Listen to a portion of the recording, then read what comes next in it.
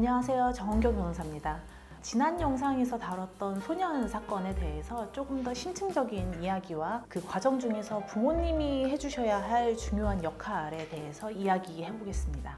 실제로 내 아이가 사건에 휘말려서 경찰로부터 조사를 받으러 나와라 라는 연락을 받았을 때, 아니면 갑자기 경찰이 우리 집 문을 두들기면서 압수수색 영장을 들이밀었을 때 어떻게 하실 건가요? 그때 부모님께서 당황하지 않고 바로 실천해야 할 핵심 대응 전략 3가지를 말씀드리겠습니다. 첫 번째, 피의사실 요지를 반드시 확인하세요. 경찰 전화를 받으면 눈앞이 캄캄해져서 네, 언제든 갈게요 라고 답하기 쉽습니다. 하지만 절대 그러시면 안 되죠. 언제, 어디서, 무엇을 했는지 정확한 범죄 사실을 먼저 파악해야 합니다. 그래야지 이제 법률 상담을 받아도 제대로 된 방향을 설정할 수 있겠죠. 피의사실 요지는 압수수색 영장, 그 영장 사본에 나와 있기도 하고요. 고소사건이라면 고소장에 대해서 이제 정보공개 신청을 하시면 되겠죠. 고소장을 보면 이제 왜 내가 이 고소를 한다라는 그 피해 사실에 대해서 나와 있으니까요. 정보공개 신청을 어떻게 해야 될지 모르겠다라고 하시면 선임한 변호사한테 해달라고 하세요. 내 사건의 변호사라면 사건 초기부터 이제 혐의 사실을 명확하게 파악하기 위해서는 경찰에 당연히 알아서 신청을 해놓을 겁니다. 둘째, 조사 일정을 조율하셔야 됩니다. 좀 전에 이제 말씀드린 조사 일정이 바로 응하지 말라라는 의미는 경찰 조사 출석일을 조율할 수 있다는 겁니다. 조사 날짜는 확정된 게 아니죠. 누구나 변호인을 선임할 권리가 있고요. 사건 내용을 파악할 시간도 필요하죠. 정보공개 청구나 변호사 선임 기간이 필요하다고 하면 정당한 사유로 일정 변경이 가능합니다. 충분히 준비하고 가야 우리 아이가 불리한 짓을 하는 걸 막을 수 있습니다. 그리고 3번째, 소년 사건 전문가와 상담을 하셔야 합니다. 정보공개 청구가 어렵다면 일단 조사를 미루고 변호사를 찾으세요. 직접 만나기 어렵다면 전화 상담이라도 꼭 받으셔야 합니다. 무죄를 다툴지 아니면 선처, 그러니까 양형이죠. 양형을 다툴지 선처를 구할지를 전략을 짜야 하니까요. 그리고 소년 사건을 많이 다뤄본 변호사를 찾으셔야 합니다. 일반 형사 사건과 그리고 소년 사건은 재판 절차랑 기준이 다르기 때문에 결과적으로 보호 처분의 수위를 낮출 수 있는 전략을 경찰 단계에서부터 짜놔야 하거든요. 그리고 무조건 100% 나는 몇 호 처분을 받아주겠다 이렇게 장담하는 것보다는 논리적인 근거로 예상 처분을 설명하는 변호사를 믿으셔야 합니다.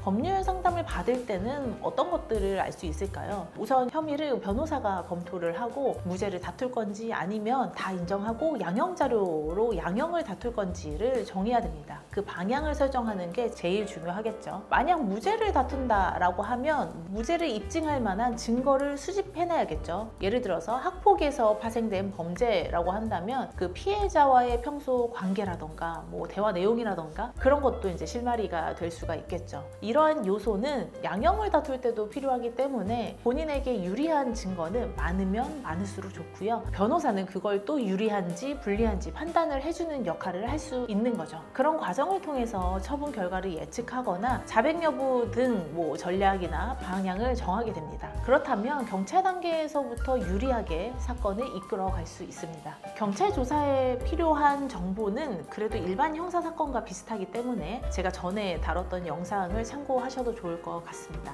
자, 이제 소년 사건이 가정법원으로 송치돼서 심리를 앞둔 경우를 이제 말씀드려 볼게요. 법원에 조사관 면담을 실시하는 경우가 있고요. 안 하는 경우도 있습니다. 하는 경우보다는 안 하는 경우가 더 많긴 한데요. 조사관은 부모를 통해서 가정 환경을 우선 파악하게 되죠. 그리고 소년의 범행이나 동기 등에 대해서 질문 같은 걸 하게 됩니다. 이때 진술하는 태도나 분위기가 굉장히 중요하게 되겠죠. 부모님이 자녀에 대한 애정이나 개선 의지가 없어 보인다라고 하면 아이가 다시 사회에 나왔을 때 잘못을 반복할 가능성이 높아 보이겠죠. 왜냐하면 아이에 대해서 케어가 안 되기 때문에 재범 가능성이 높아 보인다라고 생각을 할 겁니다. 물론 소년의 태도도 중요하죠. 범행에 대해서 이제 조사가 이루어지면 범행 동기도 심층적으로 이제 파악을 하려고 하거든요. 조사관이. 이때 건성건성으로 대답하거나 그냥 재밌어 보여서 그랬어요. 한 번 해봤어요. 뭐 이렇게 반성하는 태도가 아니라고 한다면 그런 내용들을 그대로 판사에게 전달하게 됩니다. 법원이 소년은 아직은 미성숙한 존재로 인식하고는 있긴 하지만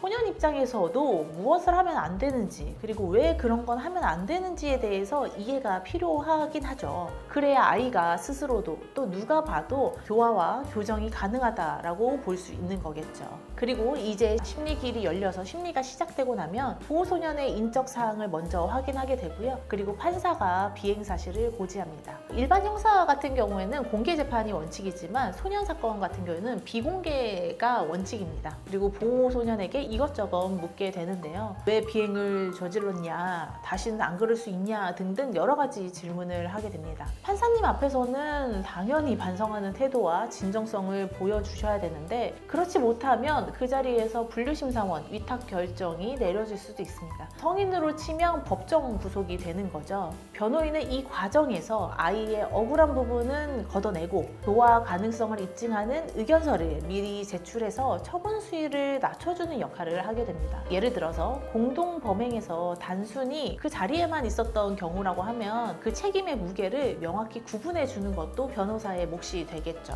자식 일이다 보니까 아무래도 부모님들은 이성적인 판단이 흐려지기가 굉장히 쉽습니다. 무조건 불처분을 받아주겠다 이런 말은 굉장히 달콤하지만 이런 달콤한 말에 속아서 나중에 더 큰 상심을 겪는 분들을 보면 참 안타깝거든요. 결과는 사실 판사가 내는 것이기 때문에 우리는 최악의 상황을 막기 위한 최선의 전략을 짜는 거고요. 결과 자체를 저희가 100% 장담하는 건 당연히 불가능하다라고 보셔야 합니다. 재판은 당일에 처분까지 나오는데 목표로 했던 불처분이나 아니면 경한 처분이 나왔다라고 하면 사건이 잘 해결된 거죠. 하지만 목표를 잡았다라고 해서 다 좋게 나오는 건 아니겠죠. 우리가 예상하지 못한 상대 측의 증거 자료가 있을 수도 있고요. 피해자의 피해가 회복되지 않은 사정 등등 이런 이유가 있을 수도 있죠. 만약 결과가 좋지 않아서 6호 이상의 중한 처분을 받았다라는 경우에는 소년원에 수용되기도 하고 다른 보호시설로 이제 입소되기도 하는데요. 처분 단계에 따라서 6개월에서 2년 내에 수용 기간이 이제 결정이 됩니다. 이 부분도 더 자세한 내용은 제가 전에 다뤘던 영상을 보시면 될 것 같아요. 결론을 말씀드리면 경찰 조사 전 단계가 가장 골든타임입니다. 적어도 심리기일 전까지는 전문 변호사의 도움을 받아서 명확한 방향을 잡으시길 바랍니다. 오늘 영상이 막막한 상황에 놓인 부모님들께 실질적인 가이드가 되었길 바랍니다. 시청해주셔서 감사합니다.